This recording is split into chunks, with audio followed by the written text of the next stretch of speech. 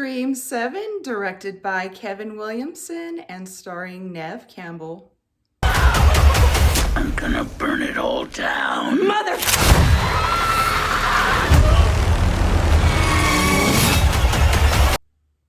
Hey there, whoa there, it's Roke here.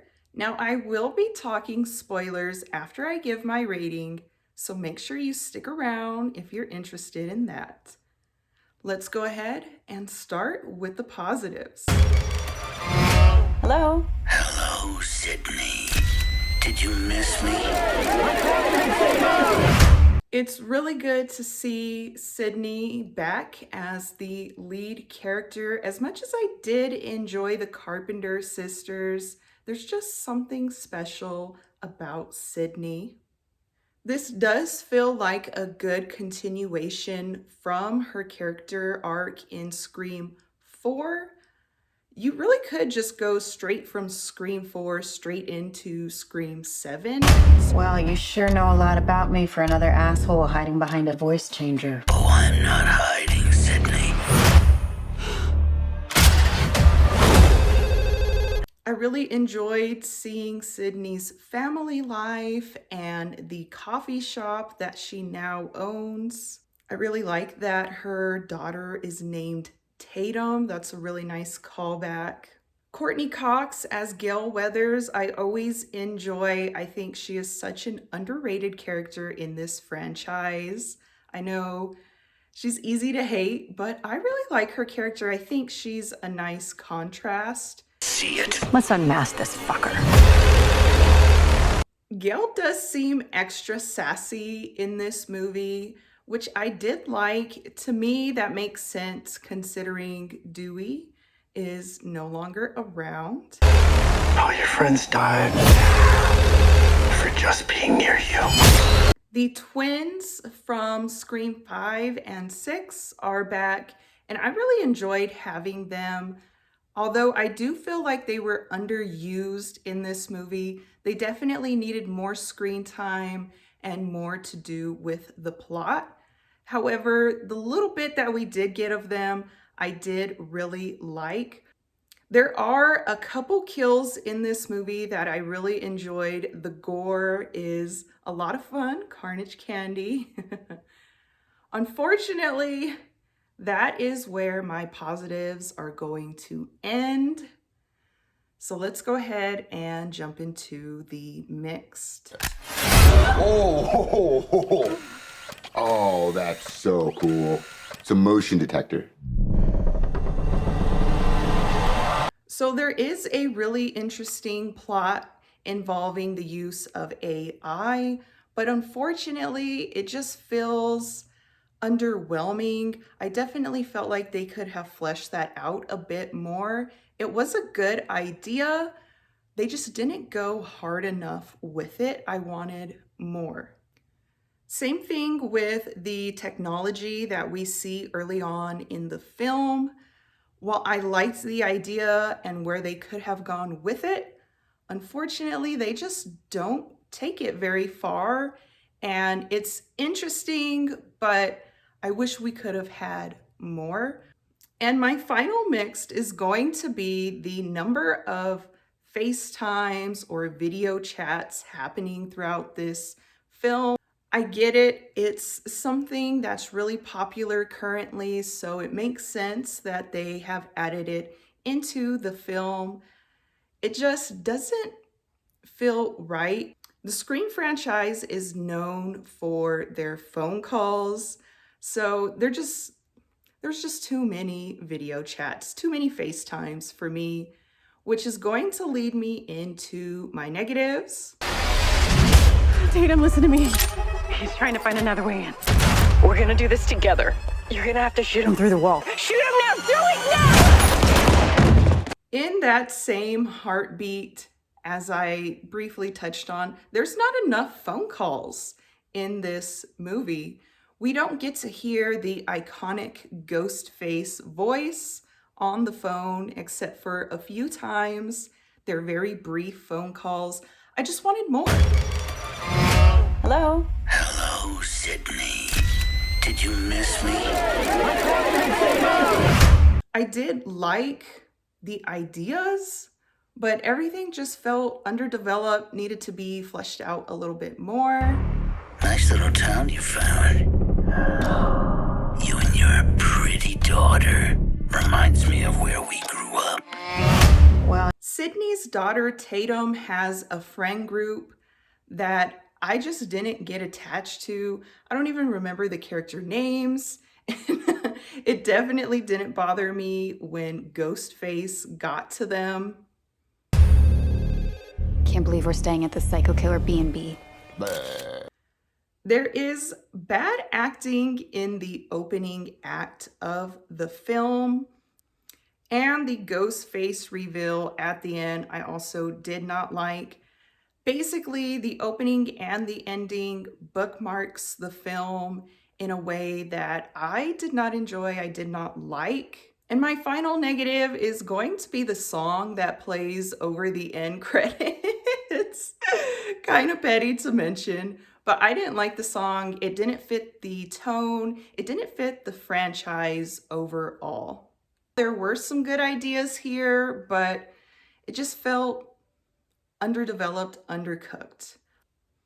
I am going to give Scream 7 a Rogue Reviews 3.5 out of 10. Let's go ahead and jump into the spoilers. Nice little town you found. You and your pretty daughter. Reminds me of where we grew up. So as I mentioned earlier, I felt like this movie was a good picking up point from Scream 4 concerning Sydney's character and her family life. It is good to have Sydney back in the lead and the film revolving around her. In Scream 5, she was more of a supporting character, and of course she was not at all in Scream 6, so it's good to have her back as the lead. Scream 7 is a proper continuation from Scream 4. I really like that Sydney has a panic room in her house. I wish we had more time with that. I'm just going to keep saying that over and over again in this review.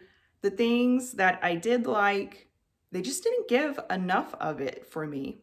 I also thought it was strange that Sydney did not teach her daughter Tatum very much how to protect herself or much about her history and what she's gone through.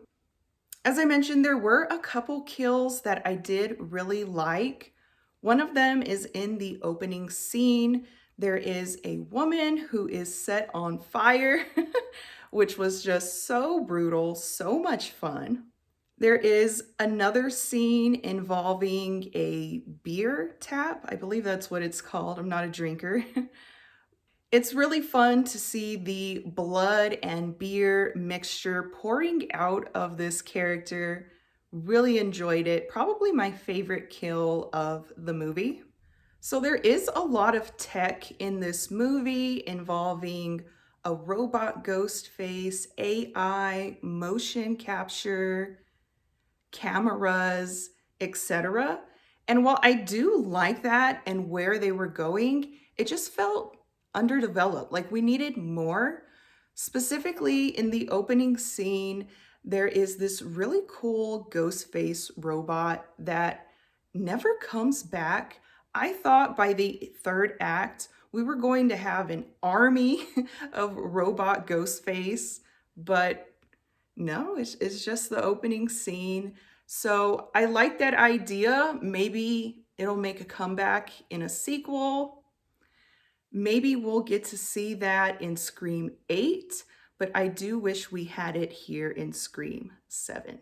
So in the opening scene, Ghostface does burn down the Mocker house, which visually I thought looked very stunning on screen. And we do see the house is engulfed in flames, but we don't see it burn all the way down. So I'm hoping that in Scream 8, we get to see the burned Mocker house. I think that'd be a really fun set. Where is my daughter? Tatum, listen to me. He's trying to find another way in. We're gonna do this together. You're gonna have to shoot him through the wall. Let's talk about that third act, the ghost face reveals at the end. Who are those characters? I didn't even remember them. They pull off the mask and I'm like, wait, who?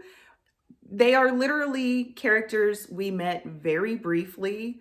One of them, I think, only has one scene besides the reveal. Totally ridiculous.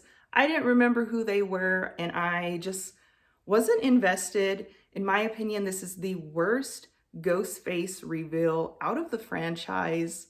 Now, something that I am very happy about is the fact that Stu is not alive. So glad about that. Stu was just AI, thankfully. So that was something I did like about the reveal. As much as I love Matthew Lillard, I'm a huge fan, love the character of Stu Macher, I just didn't want him to come back. I didn't want him to be alive. So I'm very glad that he's not. I would have liked to see Billy as well as an AI. I mean, don't get me wrong. I do like how Billy was incorporated in Scream 5 and 6, but I think they could have brought him here in Scream 7 as well. There is a montage, an AI montage there at the end with multiple Ghostface from the original trilogy. And I feel like Billy could have been in there. It would have been fine. So Sydney's daughter, Tatum, initially in the beginning of the movie, I really didn't care for her, but she did grow on me towards the end. I think she does have a really good character arc, and I guess I wouldn't mind seeing her in another sequel. But overall, I was so let down by Scream 7. Unfortunately, I do think this is one of the worst films in the franchise. It's definitely in the bottom 3. I'm gonna burn it all down. Mother!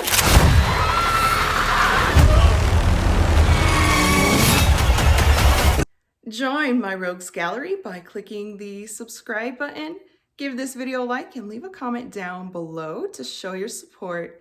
And follow me on Instagram at Alexis Has Gone Rogue.